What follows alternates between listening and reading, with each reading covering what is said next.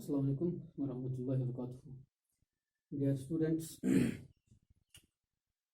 कल का हमारा टॉपिक था हिस्ट्री में rebuilding economy and post war era कि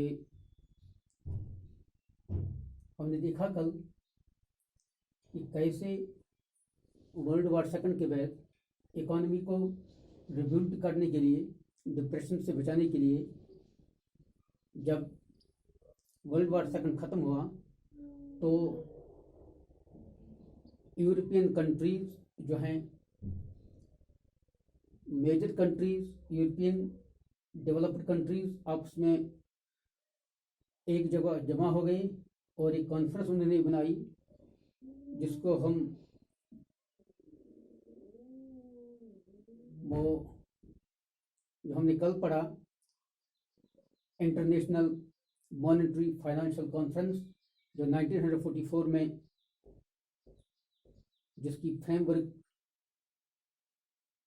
उसका तरीक़ाकार बनाया गया और उसके ऑपरेशंस जो थे, एक इदारा बनाया गया IMF और वर्ल्ड बैंक, जिनको हम ब्रिटेन वुड्स स्टीवेंस भी कहते हैं। और इसका मकसद यही था कि दुनिया फिर एक बार डिप्रेशन का शिकार न हो जाए। इकोनॉमीज़ को बचाने के लिए इस कॉन्फ्रेंस को फ्रेम किया गया और वर्ल्ड बैंक और IMF इदारे जो इस कॉन्फ्रेंस के नतीजे में वजूद में आए, तो हमने कल देखा। तो अब आज हम देखेंगे कि ये जो इदारे कायम हो गए IMF और वर्ल्ड बैंक, और इनके जो फाइनेंशियल ये ऑपरेशंस थे, इनके फाइनेंशियल ऑपरेशंस जो हैं वो 1947 से शुरू हो गई ऑपरेशंस। इनके ऑपरेशंस क्या थे? असल में इनके ऑपरेशंस और इनके काम ये थे कि फाइनेंस, ये इकोनॉमिक सिस्टम को स्टेबल करने के लिए काम करे। और ये इदारे जो हैं IMF और ये वर्ल्ड बैंक, इनमें सबसे ज़्यादा डिसीजन टेकिंग पावर्स जो हैं वो सिर्फ इन बड़े पावरों को है। US जो है, ब्रिटेन जो है, फ्रांस है, ये बड़े बड़े पावर्स जो हैं, इनको इसमें सबसे ज़्यादा डिसीजन मेकिंग राइट है। और US जो है, ये इसमें सबसे ज़्यादा पावर एक्सरसाइज करता है। सबसे ज़्यादा जो है डिसीजन टेकिंग पावर्स जो हैं वो US को है। और असल में ये इदारे जो कायम हुए, ये इदारे इसलिए कायम हुए ताकि इंडस्ट्रियल वर्ल्ड में यहाँ की इकोनॉमी को स्टेबल बनाने के लिए, इंडस्ट्रियल वर्ल्ड में इकोनॉमी को स्टेबल बनाने के लिए असल में ये इदारे कायम हो गए। क्योंकि सबसे पहले इनको अपनी फिक्र थी और दूसरे ममालिक का इन्होंने इतना नहीं सोचा था, और इसकी वजह से जब ये वजूद में आए तो इन इदारों के ज़रिए से बहुत कम वक्त में ये ममालिक जो हैं खुद कफील हो गए। यानी इन इदारों की तरफ रुजू नहीं करना पड़ा, क्योंकि ये इकोनॉमिकली ये बहुत स्टेबल बन गए। अब इन्हें वर्ल्ड बैंक से या IMF से फाइनेंस की ज़रूरत नहीं पड़ी। अब ये इदारे जो रहे, ये अब सिर्फ डेवलपिंग कंट्रीज़ के लिए रहे। लेकिन असल में ये इदारे जो थे, इन इदारों में हम देखते हैं कि वर्ल्ड वार सेकंड के बाद जो मैक्सिमम कंट्रीज जो थी दुनिया की, वो कॉलोनियल गवर्नमेंट्स के मतलब उन कॉलोनियल रूल वहाँ था। वहाँ इंडस्ट्रियल कंट्रीज की कॉलोनीज थी। एशियन कंट्रीज और अफ्रीकन कंट्रीज जो थी, ये सब कॉलोनी थी इन यूरोपियन कंट्रीज की। अब जब वो वर्ल्ड वार सेकंड के बाद, अब जब उनको इंडिपेंडेंस मिल गई, जब डिकॉलोनाइजेशन हो गई, जब इनको आज़ाद छोड़ा गया, अब आज़ाद छोड़ने के बाद हम क्या देखते हैं, ये ममालिक जिन पर इन इन वेस्टर्न पावर्स का कंट्रोल था, इन्होंने इनको इनकी इकोनॉमी जो थी ये ओवरबर्डन थी, यानी ये बिल्कुल गरीब थी, ये क्रिपल्ड थे इकोनॉमी के लिहाज से, ये बहुत गरीब हो गए थे। ये रिसोर्सेज के लिहाज से इनके रिसोर्सेज को भी एक्सप्लॉइट किया गया था और ये गरीब ममालिक थे। अब ये जो हैं, अब इनके लिए इनके लिए इन इदारों में कोई इतना बड़ा फैसला नहीं था, क्योंकि असल में ये इदारे इन ही इंडस्ट्रियल वर्ल्ड को, इनकी इकोनॉमी को बूस्ट करने के लिए, इनकी इकोनॉमी को स्टेबल बनाने के लिए और डिप्रेशन से बचाने के लिए ये इदारे कायम हुए थे। लेकिन इन इदारों को तो फायदा पहुंचा, इन कंट्रीज को तो फायदा पहुंचा, क्योंकि हम देखते हैं कि इंडस्ट्रियल वर्ल्ड में जो अनएम्प्लॉयमेंट थी, अनएम्प्लॉयमेंट जो कि इसका मकसद था, अनएम्प्लॉयमेंट जो थी ये तकरीबन 5% रह गई। इंडस्ट्रियल वर्ल्ड में सिर्फ अनएम्प्लॉयमेंट जो थी ये 5% रह गई, यानी इट वाज नेग्लिजिबल। तो इसी तरह हम देखते हैं trade and finance, trade and finance, ये भी 8% जो है इसमें इंक्रीज हो गया, यानी इनकी ट्रेड और फाइनेंस, इनकी इकोनॉमी ये बहुत स्टेबल हो गई। अब इन्हें अनएम्प्लॉयमेंट प्रॉब्लम भी अपने मुल्कों में बहुत कम रही और इनका ट्रेड फ्लोरिश हो गया और ये इनका ट्रेड भी बहुत बढ़ गया। अब जो सवाल है कि अब ये जो एशियन और अफ्रीकन कंट्रीज हैं, डेवलपिंग कंट्रीज हैं, इनके लिए इन्होंने क्या किया। अब हम देखते हैं कि जब इन एशियन और अफ्रीकन कंट्रीज को जब वर्ल्ड वार सेकंड के बाद इनको जब आज़ाद छोड़ा गया, लेकिन उनकी इकोनॉमी जो थी ये बहुत कमज़ोर थी, ये ओवरबर्डन थी,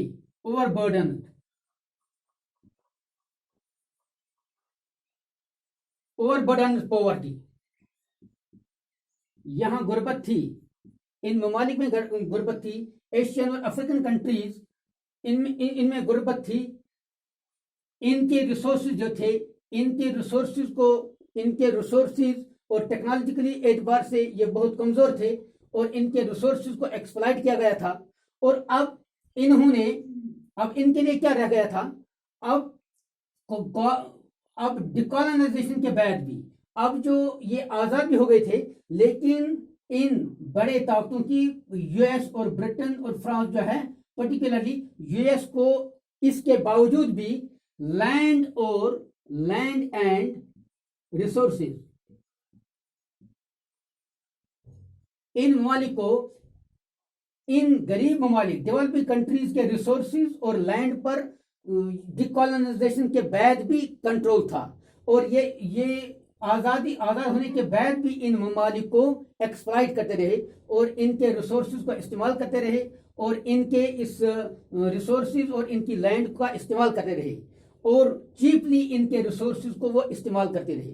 यानी इन ममालिक को आज़ादी मिलने के बाद भी इन बड़े ममालिक का कंट्रोल इनके रिसोर्सेज पर बराबर बदस्तूर रहा और यूं ही इस तरह से इनके रिसोर्सेज, इनकी इकोनॉमी जो थी ये बड़े पावरों के कंट्रोल में ही थी।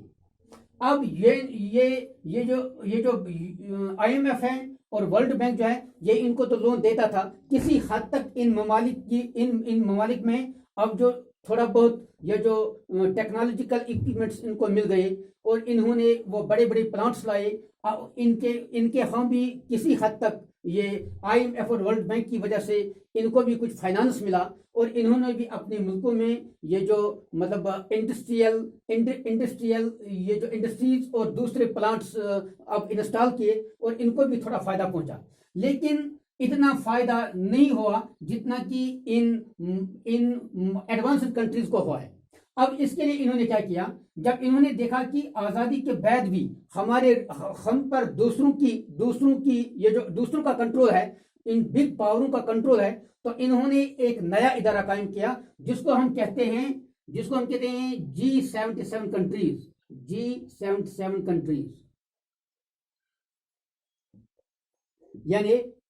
ये IMF और वर्ल्ड बैंक के रिएक्शन में ये G77 कंट्रीज, यानी इसका मतलब था, इसका नाम दिया गया न्यू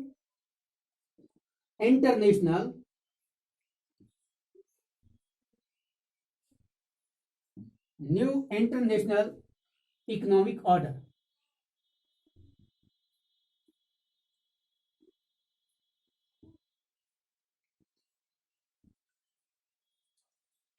क्योंकि IMF और वर्ल्ड बैंक असल में बड़े पावरों को, इन्होंने अपनी इकोनॉमी को स्टेबल करने के लिए ये इदारे कायम किए, और कुछ बेनिफिट डेवलपिंग कंट्रीज को भी हुआ, लेकिन सबसे ज्यादा से इसमें डेवलपिंग कंट्रीज को नहीं था। इसमें ये जो डिसीजन मेकिंग पावर जो था वो सिर्फ यूएस को था, और ब्रिटेन और फ्रांस और इन्हीं जैसे बड़े बड़े ममालिक को था, लेकिन गरीब कंट्रीज को इसमें ज्यादा से नहीं था। और न तो इन इदारों में गरीब कंट्रीज को अपलिफ्ट करने का कोई खास प्रोग्राम था। ये लेस कंसर्न थे इन ममालिक की तरफ जो ताज़ा ही मतलब आज़ाद हो गए थे और जिनकी इकॉनमी बहुत क्रिपल हो गई थी, जो गुर्बत की जिंदगी गुजार रहे थे, इनमें बहुत ज़्यादा इसमें ख्याल नहीं रखा गया था। अब जो है, अब इसके मुकाबले में, इसकी रिएक्शन में, अब G77 कंट्रीज जो एक इदारा बना, तो इसमें इसका नाम दिया गया है न्यू इंटरनेशनल इकोनॉमिक ऑर्डर। यानी इसके तहत ये कहा गया कि हमारे रिसोर्सेज जो हैं, हमें अपने रियल रिसोर्सेज पर रियल कंट्रोल हो। तो न्यू इंटरनेशनल इकोनॉमिक ऑर्डर के तहत इन डेवलपिंग कंट्रीज ने क्या चाहा, इन्होंने ये चाहा कि we must enjoy real control over our resources. यानी इन्हें अपने रिसोर्सेज पर, अपने मुल्कों में जो इनके अपने रिसोर्सेज हैं, चाहे मिनरल रिसोर्सेज हैं, चाहे लैंड रिसोर्सेज हैं, तो इस पर इन्हें अपना पूरा कंट्रोल होना चाहिए। तो इसलिए सबसे पहली बात ये थी कि इनके रिसोर्सेज जो हैं ये मजीद एक्सप्लॉइट न हो जाएं, इन पर अपना कंट्रोल होना चाहिए। तो ये सबसे पहली बात थी। और दूसरी बात इसकी ये थी कि इनके जो मैन्युफैक्चर्ड गुड्स हैं, और इसको पूरा मार्केट मिलना चाहिए, इनको पूरा मार्केट मिलना चाहिए इधर डेवलप्ड कंट्रीज में इनके मैन्युफैक्चर्ड गुड्स को पूरा मार्केट मिलना चाहिए। और दूसरी बात ये थी, एक ये था real control over their resources,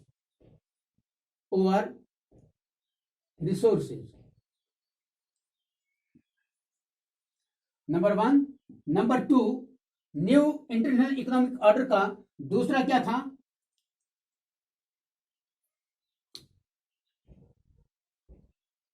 access of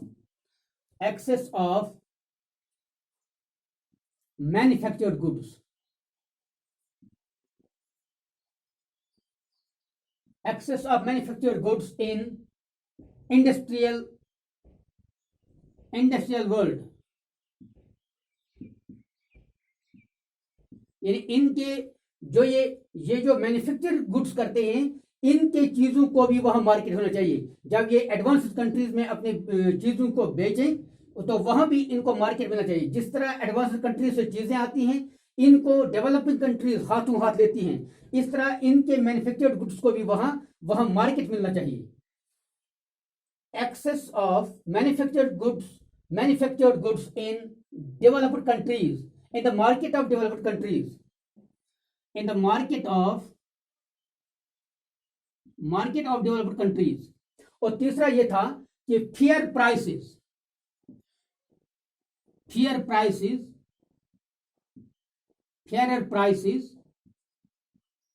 of raw materials.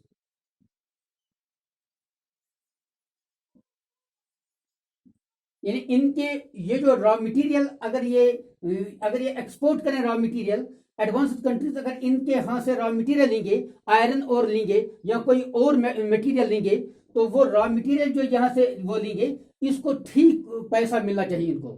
इसको इसकी कीमत जो है, इसको एक्सप्लॉइट नहीं किया जाना चाहिए, और इनको अच्छा खासा पैसा इसको मिलना चाहिए। और इनको ये जो है, इनके माल को सस्ते दामों नहीं, इनको मजबूर नहीं किया जाए कि इनके इस रॉ मटेरियल को सस्ते दामों बेच दिया जाए।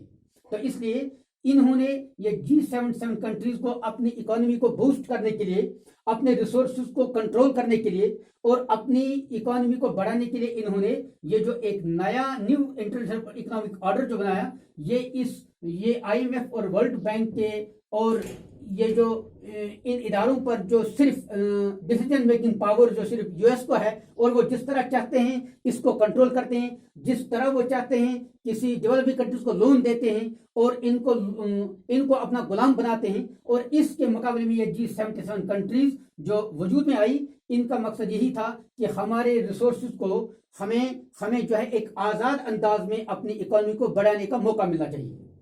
और तीसरी बात यह है, और इतना ही नहीं बल्कि इसके अलावा इन्होंने क्या किया कि MNCs वजूद में आई। MNCs अब MNCs क्या है? MNCs means multinational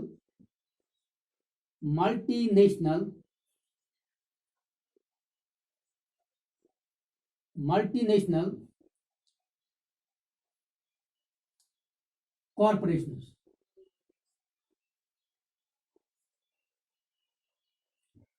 multinational corporation. अब ये मल्टीनेशनल कॉरपोरेशन क्या है? ये कॉरपोरेशन हैं, यानी ये मैन्युफैक्चर्ड कॉरपोरेशन हैं जो मुख्तलिफ चीजें बनाती हैं और इनके ब्रांचेस जो हैं ये एक वक्त में डिफरेंट कंट्रीज में काम करती हैं। ये कॉरपोरेशन हैं मुख्तलिफ ममालिकों की, ये जो कंपनियां हैं ये मुख्तलिफ कंट्रीज में एक वक्त में काम करती हैं, यानी ये डोमेस्टिक प्रोडक्शन करती हैं, यानी डोमेस्टिक प्रोडक्शन।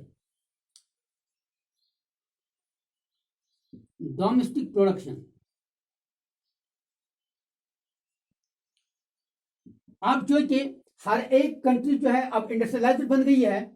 अब जो है अब जब हम किसी भी मुल्क में, हम एक मुल्क से दूसरे मुल्क में जब हम कोई किसी चीज को इंपोर्ट करें तो वहां इस पर जो टैक्स, जो सेल्स टैक्स दिया जाता है जिसको हम टैरिफ कहते हैं, तो उस टैरिफ से बचने के लिए, उस सेल्स टैक्स से बचने के लिए अब इन्होंने MNCs ने अब डोमेस्टिक प्रोडक्शन शुरू की। हर एक डिफरेंट कंट्रीज में ये अब प्रोडक्शन करती हैं, तो मुख्तलिफ मुल्कों में इनके ब्रांचेस होते हैं और इस तरह से ये लो कास्ट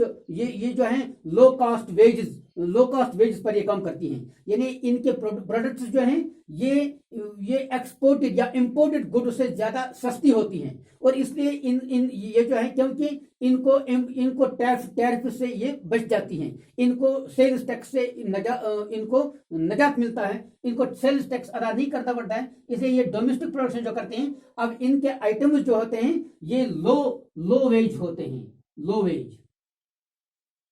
जब ये लो वेज हूं तो ये लो कास्ट भी हूं, इनकी कीमत भी कम होगी। तो जब इनकी कीमत कम होगी और इनको हाथों हाथ लिया जाता है और इसमें MNCs में ज्यादा से ज्यादा लो कास्ट वेजेस की चीजें ज्यादा चाइना से आती हैं और चाइना की इकोनॉमी इस वक्त जो है लो कास्ट वेजेस के एतबार से पूरे वर्ल्ड में इसकी जो हम देखते हैं कि टीवीज हैं, टॉयज हैं, मोबाइल फोन हैं,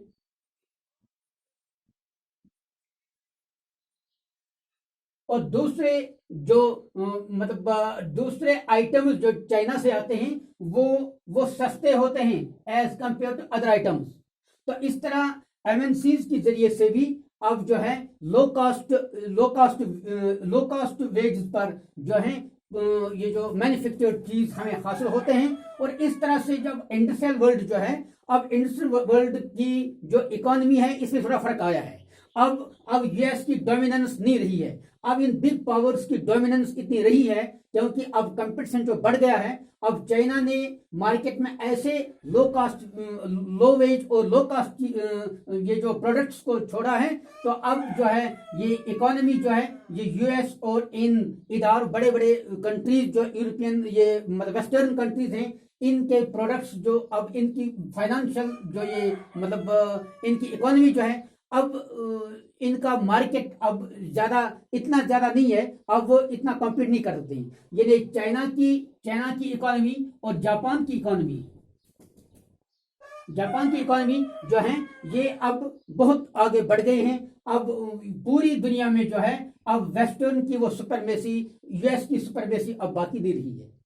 ये था इसके बारे में कि early post war years and decolonisation. यानी अब हम इन शॉर्ट ये देखते हैं कि वर्ल्ड वॉर सेकंड के बाद जब ये इदारा जो बनाया गया था इंटरनेशनल मॉनेटरी फाइनेंशियल कॉर्पोरेशन, जिसके तहत दो इदारे बनाए गए, आईएमएफ और वर्ल्ड बैंक। और आईएमएफ और वर्ल्ड बैंक ने अपने ऑपरेशन शुरू किए 1947 से, और सबसे बड़ा कंसर्न इनका यही था कि how to stabilise the economy of the western countries, how to stabilise the operation, how to stabilise the economy in the industrial countries. तो इसके मुकाबले में इन्होंने जो अपनी इकोनॉमी को बूस्ट दिया, लेकिन जो कॉलोनीज, जो इंपीरियल कॉलोनीज थी, एशियन और अफ्रीकन कंट्रीज, जो वेस्टर्न पावरों के कॉलोनियां थी, जब इनको इंडिपेंडेंस मिल गई तो लेकिन वो गुर्बत के बोझ तले दब गए थे, और इस गुर्बत से निकलने के लिए इन इदारों में कोई खास प्रोग्राम नहीं था। तो अब इसके मुकाबले में अब G77 कंट्रीज जो हैं इसकी रैक्सन में बनाया गया, और इसमें इसके तहत एक नया वर्ल्ड ऑर्डर सामने आया कि वो ये था कि न्यू इंटरनेशनल इकोनॉमिक ऑर्डर, नया इकोनॉमिक ऑर्डर वजूद में आया, और जिसके तहत रियल कंट्रोल ओवर रिसोर्सेज, इसकी पहली ये जो मतलब इसका पहला सिस्टम था, पहला गोल था। और दूसरा ये कि access of manufactured goods in the markets of industrial world, और ये डेवलपिंग कंट्रीज के जो प्रोडक्ट्स हैं इनको इंटरनेशनल मार्केट और इंडस्ट्रियलाइज्ड कंट्रीज के मार्केटों में भी जगह मिलनी चाहिए। और तीसरा कि इनके जो रॉ मटेरियल्स हैं इनको ठीक पैसा मिलना चाहिए। और तीसरी ये चीज एमएनसी जो वजूद में आ गई कि इसकी वजह से जो लो कास्ट वेजेस में जो प्रोडक्ट सामने आए, और इस वजह से अब ये जो इकोनॉमिक डोमिनेंस जो यूएस की थी या और दूसरे यूरोपियन कंट्रीज की थी, वो अब बाकी नहीं रही। तो ये आज इसके बारे में था, तो ये आज के लिए काफ़ी है। इस तरह से आज हमारा ये लेसन जो है रेज ऑफ ग्लोबल वर्ल्ड आज कंप्लीट होता है। इंशाल्लाह अब आपको इसके क्वेश्चंस भी भेज दिए जाएंगे, तो उम्मीद है कि आप इन तमाम क्वेश्चंस पर ठीक तरह से नज़र रखकर आगे बढ़ेंगे इंशाल्लाह।